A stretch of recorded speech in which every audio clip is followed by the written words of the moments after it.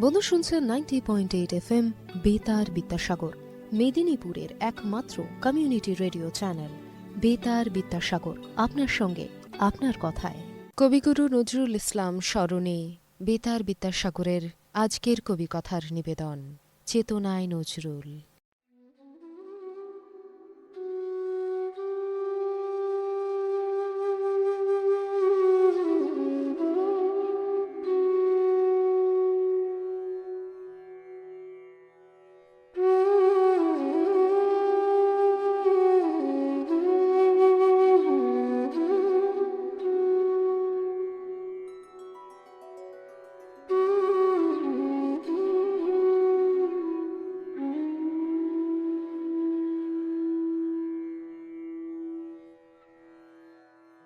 এবার নবীন মন্ত্রে হবে জননী তোর উদ্বোধন। এবার নবীন মন্ত্রে হবে জননী তোর উদ্বোধন। নিত্যা হয়ে রইবি ঘরে, হবে না তোর বিসর্জন। এবার নবীন মন্ত্রে হবে জননী তোর উদ্বোধন। আমায় নহে গো ভালোবাসো, শুধু ভালোবাসো মোর গান। হ্যাঁ, এই কথাটা বলতে পারেন তিনি একাধারে দ্রোহের, অন্যদিকে বিদ্রোহের, কখনো সাম্যের, আবার তিনি অসাম্প্রদায়িক। উত্তরণের কবি তিনি, মানুষ ও মনুষ্যত্বের কবি, চেতনার কবি তিনি, জাগরণের কবি তিনি, অসহায় নিপীড়িত মানুষের কবি, এবং তারই সঙ্গে একজন প্রেমিক হৃদয়ের কবিও বটে। তার প্রেম শুধু যে মানুষের জন্য তা নয়, প্রকৃতির প্রতি ভালোবাসাও বিশেষ উল্লেখ্য। আবার হাস্যরসে ভরা শিশুতোষ কিছু লেখাও তার সেই শক্ত লেখনীর কলমেই উঠে এসেছে বহুবার। আসলে এই মানুষটার জন্য একটা কথাই মানায়, এক হাতে বাঁকা বাঁশের বাঁশরে, আর হাতে রণতুর্য।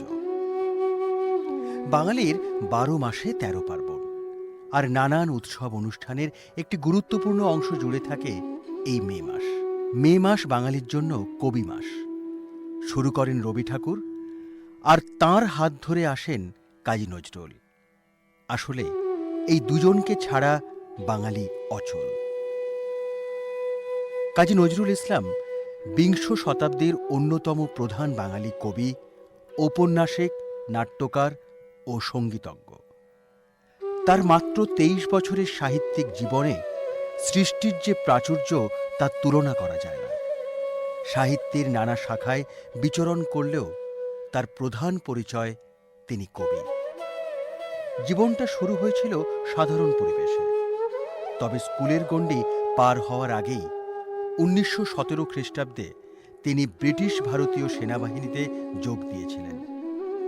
যে নজরুল সুগঠিত দেহ, অপরিমেয় স্বাস্থ্য ও প্রাণখোলা হাসির জন্য বিখ্যাত ছিলেন, 1942 খ্রিস্টাব্দে তিনি মারাত্মকভাবে স্নায়বিক অসুস্থতায় আক্রান্ত হয়ে পড়লে আকস্মিকভাবে তার সকল সক্রিয়তার অবসান হয়।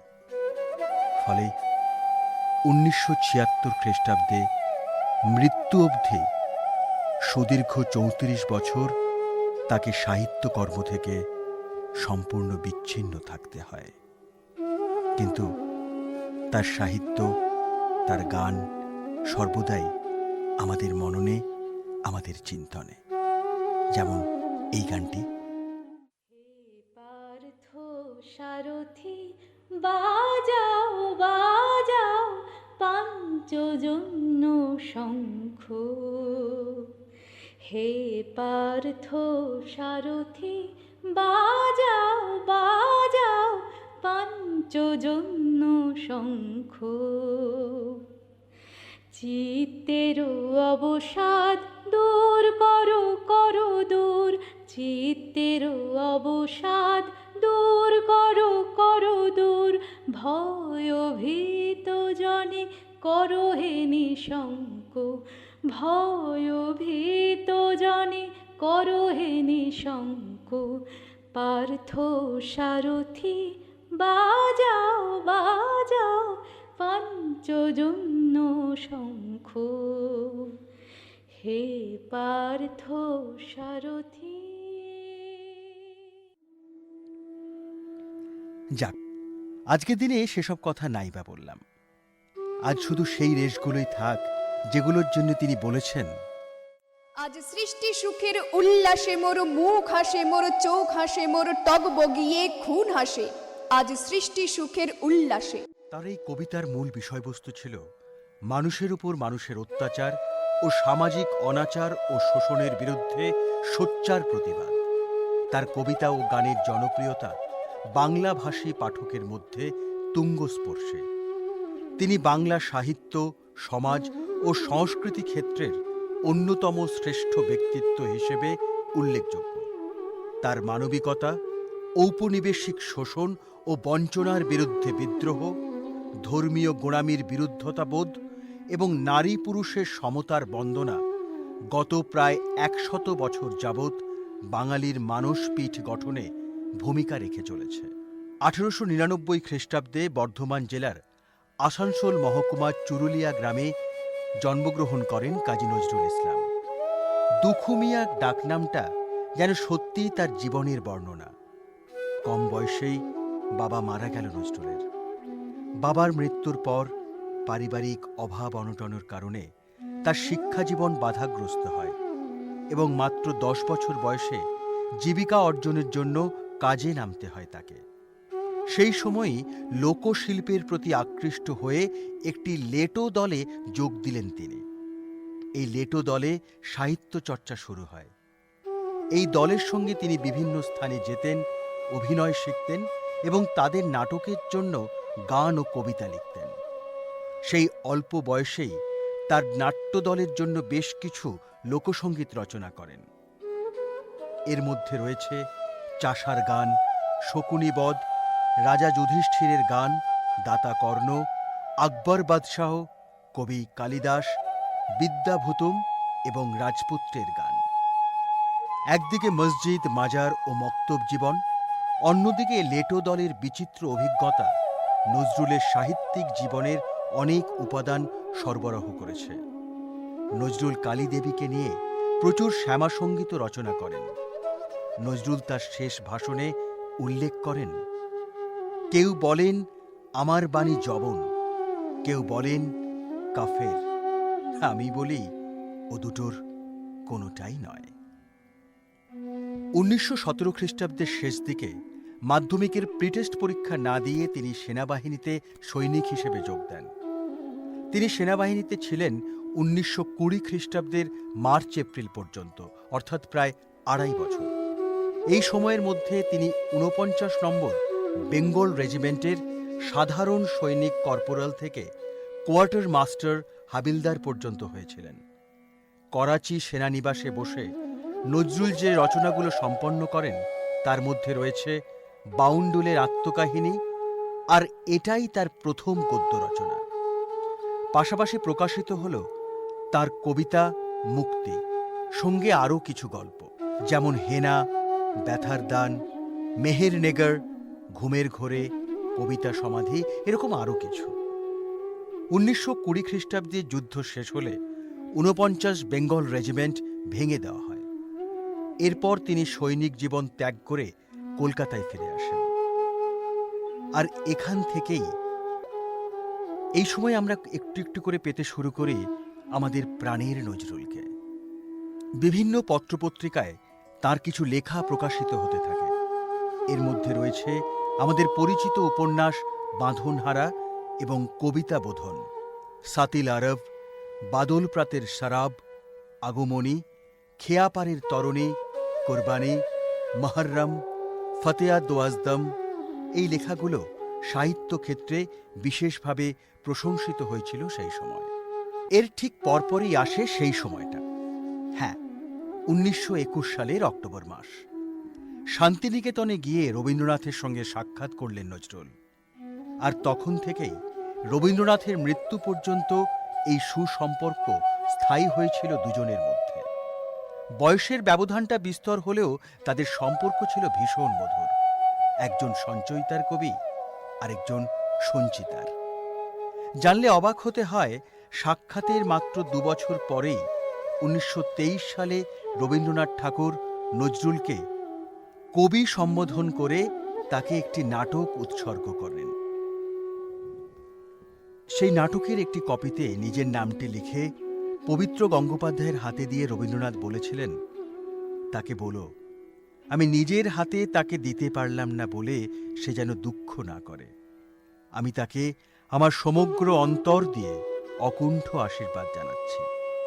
আর বলো, কবিতা লেখা যেন কোনো কারণেই সে বন্ধ না করে। সৈনিক অনেক মিলবে, কিন্তু যুদ্ধে প্রেরণা জাগাবার কবিও তো চাই। সেই সময় সরকার বিরোধী ব্যঙ্গধর্মী কবিতা রচনার অপরাধে অভিযুক্ত সেই রাজবন্দী বইটি পেয়েই বুকে জড়িয়ে ধরেছিলেন এবং সেই প্রসঙ্গে তিনি লিখেছিলেন, এ সময়ে রবীন্দ্রনাথ তার একটি নাটক আমাকে উৎসর্গ করেন। তার এই আশীর্বাদের মালা পেয়ে আমি জেলের সর্বজ্বালা যন্ত্রণা ক্লেশ ভুলে যাই। তাহলে বুঝতেই পারছেন রবীন্দ্রনাথ ঠাকুর আর নজরুল ইসলামের মধ্যে সম্পর্ক কত মধুর ছিল। এ প্রসঙ্গে একটা গল্প বলি। রবীন্দ্রনাথ ঠাকুরের বয়স তখন 60 আর নজরুল ইসলামের মাত্র 22। কলকাতা পাবলিক লাইব্রেরিতে বঙ্গীয় সাহিত্য পরিষদের সভা চলছে। নজরুল সভাকক্ষে ঢুকেই সোজা মঞ্চে উঠে বিশ্বকবিকে পায়ে হাত দিয়ে প্রণাম করে মাথায় আশীর্বাদ নিয়ে মঞ্চ থেকে নেমে যাচ্ছিলেন। মঞ্চ থেকে নামার মুখেই রবীন্দ্রনাথ খপ করে নজরুলের হাতটা ধরে টানলেন। না নজরুল, তুমি নিচে নয়, তুমি এই সভায় আমার পাশেই বসবে। 60 বছরের বিশ্বকবির পাশে 22 বছরের বিদ্রোহী কবি, ভাবা যায়? আসলে সম্পর্কটা এরকমই ছিল।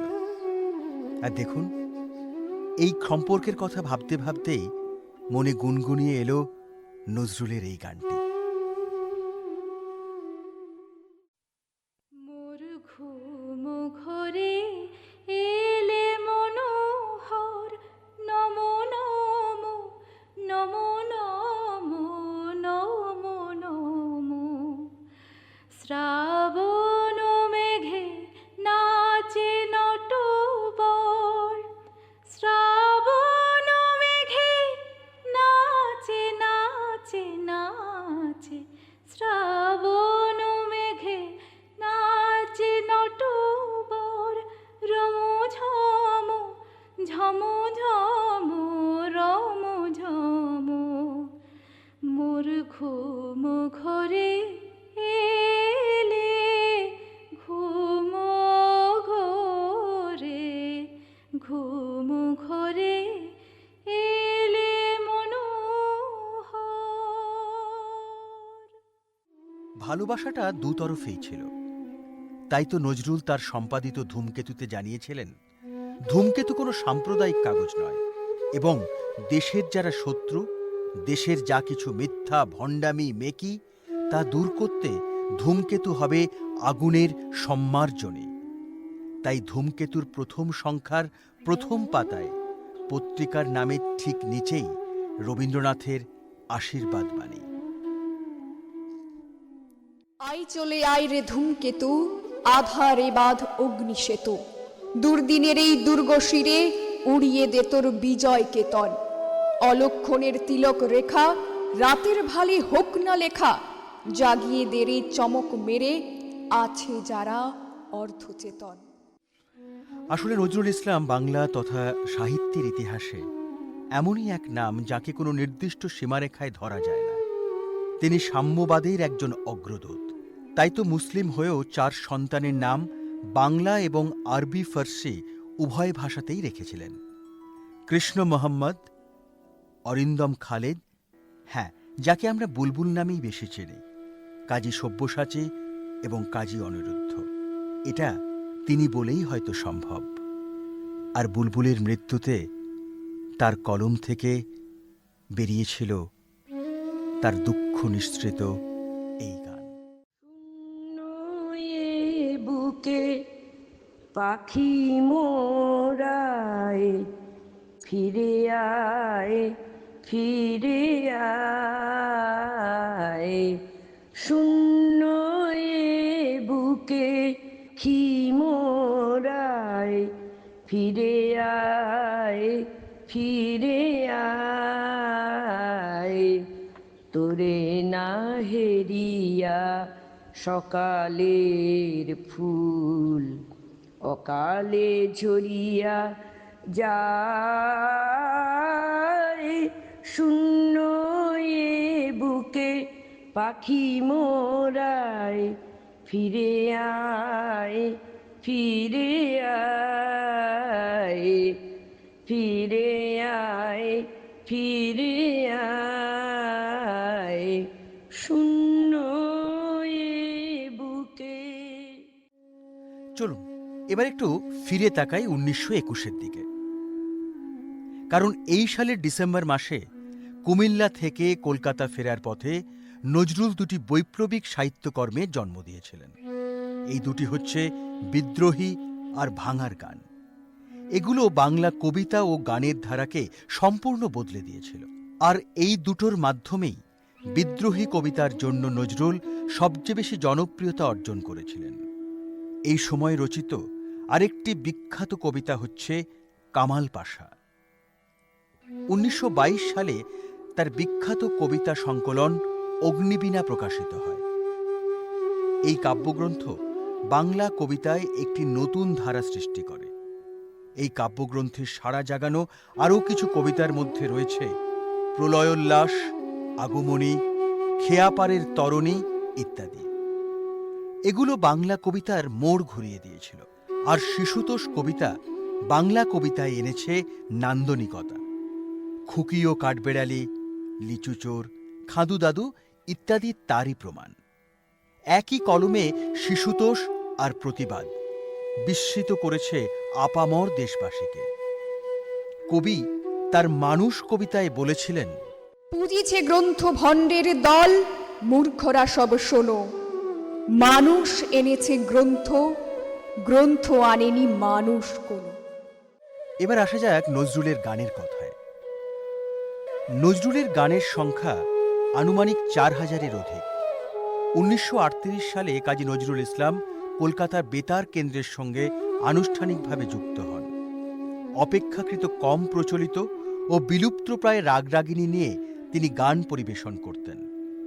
বাংলা সঙ্গীতের ইতিহাসে নজরুল একমাত্র ব্যক্তি যিনি প্রায় সব বিষয় নিয়ে গান লিখেছেন।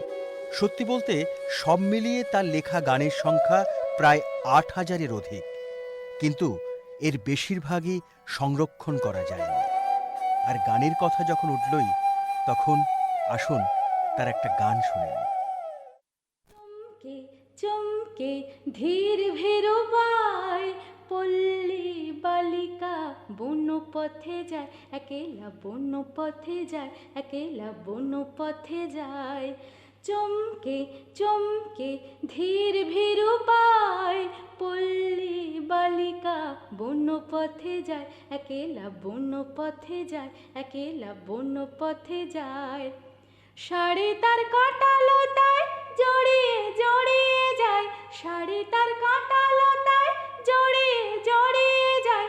পাগল হাওয়াতে অঞ্চল লয়ে মাতে, পাগল হাওয়াতে অঞ্চল লয়ে মাতে। যেন তার তনুর পরশ চায়, যেন তার তনুর পরশ চায়, একেলা বন পথে যায়, একেলা বন পথে যায়।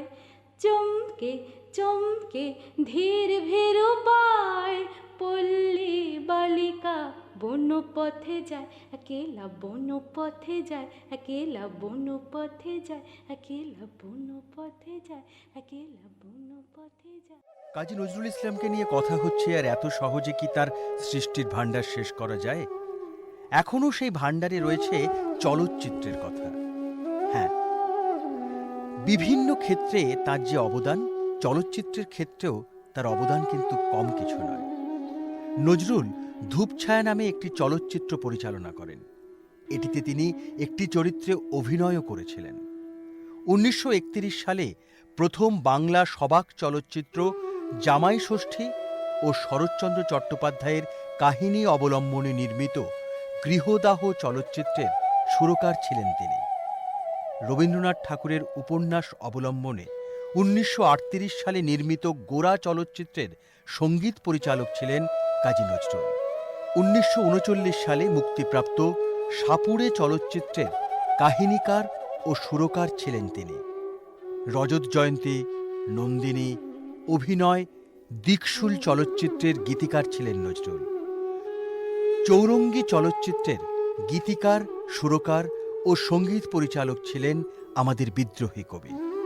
এছাড়াও চৌরঙ্গী হিন্দিতে নির্মিত হলেও সেটার জন্য 7টি হিন্দি গান লিখে দেন তিনি। আচ্ছা বন্ধু, সত্যি বলতে কতটুকুই বা সময় পেয়েছিলেন তিনি? যে সময়টায় তিনি সুস্থ ছিলেন, সেই কটা দিন তিনি এক নজরুলময় জগৎ বানিয়েছিলেন। সাহিত্য হোক কিংবা দেশ, তার যে অপরিসীম ত্যাগ ও দান, তার সম্পূর্ণ মর্যাদা কি আমরা আদৌ দিতে পেরেছি? আসানসোলে কাজী নজরুল বিশ্ববিদ্যালয় স্থাপিত হয়েছে। দুর্গাপুর মহানগরের লাগোয়া আন্তর্জাতিক বিমানবন্দরটির নাম রাখা হয়েছে কাজী নজরুল ইসলাম আন্তর্জাতিক বিমানবন্দর। উত্তর 24 পরগনা জেলায় অবস্থিত নেতাজি সুভাষচন্দ্র বসু আন্তর্জাতিক বিমানবন্দর থেকে রাজধানী কলকাতার যোগাযোগ রক্ষাকারী প্রধান সড়কটির নাম রাখা হয়েছে কাজী নজরুল ইসলাম সরণি। কলকাতা মেট্রোর গড়িয়া বাজার মেট্রো স্টেশনটির নাম হয়েছে কবি নজরুল মেট্রো স্টেশন। সম্মাননা হিসেবে 1945 সালে কলকাতা বিশ্ববিদ্যালয় কর্তৃক বাংলা সাহিত্যের সর্বোচ্চ পুরস্কার জগত্তারিণী স্বর্ণপদক নজরুলকে প্রদান করা হয়েছে। 1960 সালে ভারতের 3য় সর্বোচ্চ সম্মান পদ্মভূষণে ভূষিত করা হয় তাকে। বাংলাদেশ সরকার কর্তৃকও সম্মান দেওয়া হয়েছে কাজী নজরুলকে। 1974 সালে বাংলাদেশের জাতীয় কবির মর্যাদা দেওয়া হয় তাকে। নজরুলের স্মৃতি বিজড়িত ময়মনসিংহ জেলার 1905 সালে বাংলাদেশের রাজধানী ঢাকায় কবির স্মৃতিতে নজরুল একাডেমি, বুলবুল ললিত কলা একাডেমি ও শিশু সংগঠন বাংলাদেশ নজরুল সেনা স্থাপিত হয়। এছাড়া সরকারিভাবে স্থাপিত হয়েছে গবেষণা প্রতিষ্ঠান নজরুল ইনস্টিটিউট। ঢাকা শহরের একটি প্রধান সড়কের নাম রাখা হয়েছে কাজী নজরুল ইসলাম এভিনিউ। 1974 সালে ঢাকা বিশ্ববিদ্যালয় ডিলিট উপাধি দেন তাকে। 1976-এ বাংলাদেশ সরকার তাকে 21 পদকে ভূষিত করেন। এছাড়াও 1977 সালে তিনি স্বাধীনতা পুরস্কার পান, যা বাংলাদেশের সর্বোচ্চ সম্মানসূচক পদক। বাগিচায় বুলবুলি তুই ফুল শাখাতে দেশনে আজি দোল। বাগিচায় বুলবুলি তুই ফুল শাখাতে দেশনে আজি দোল। আজও তার ফুলকলিদের ঘুম টুটেনি, তন্দ্রাতে বিলোল। আজও তার ফুলকলিদের ঘুম টুটেনি, তন্দ্রাতে বিলোল।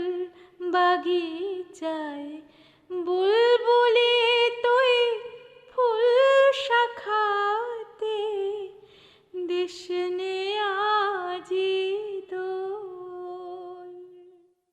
কাজী নজরুল ইসলাম, যিনি আমাদের চলতে শেখান, বলতে শেখান, শিরদাঁড়া সোজা রাখতে শেখান, তাকে জানাই শতকোটি প্রণাম।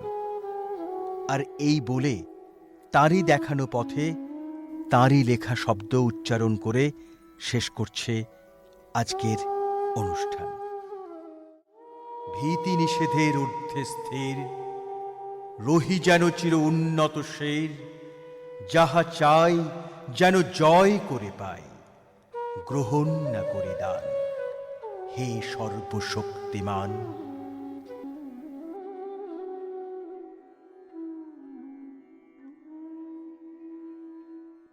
আলগা করো গো খোপার বাঁধন, আলগা করো গো খোপার বাঁধন, দিলে वही मेरा फंस गई, दिले वही मेरा फंस गई।